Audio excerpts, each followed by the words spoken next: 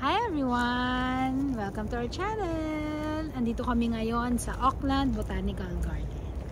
Ayan. So, if you see them, sila, tada! Nauna na sila naglalakad. So, ano bang meron dito? Ayan ha. Ayan. Basically, the place is so lush, green. So it's a nice way to have the term break, kasi actually term break namin ngayon, no, sa school. So we decided na maglibot-libot ng kaunti. Although hindi pa masyado kaming maalam dito sa mga lugar dito sa Auckland. Ayan. So ito yung nakita namin.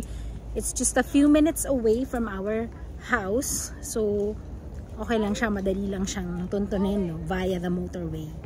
Ayan. So yun.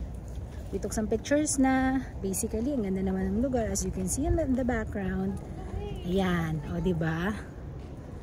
Tcharan! Tapos ang maganda dito, at some points, or at some spots, meron toilet. Ayan. So, if you wanna freshen up ng konti, ayan.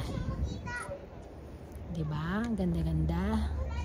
This is actually, the pride of New Zealand, yung fact na ang ganda-ganda ng nature. Yan, kala mo nasa provincial life ka lang talaga.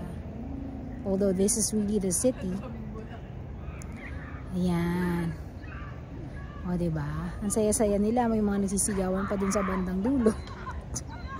Saya-saya nila naglalaro. Ayan. O, diba? So this is the botanical garden for you. O, diba? Ganda-ganda. Ayan.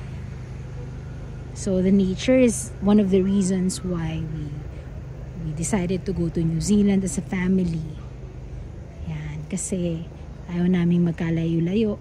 So as soon as I had the visa, as soon as I had the visa, I applied for theirs also. Ayan. Ganda, diba? Ang ganda-ganda. It's so soothing to just simply look at the nature. God's creation, no? It's so relaxing, and it's even more relaxing and peaceful kung kasama mo yung family mo. Although of course not all OFWs get to do that, no, yung masama agad yung family. So it's a bonus for us that we are all together here, family of 5 here in New Zealand. So ayan, may nagreklamo na Nagtatoilet ako. I saw mutant bug.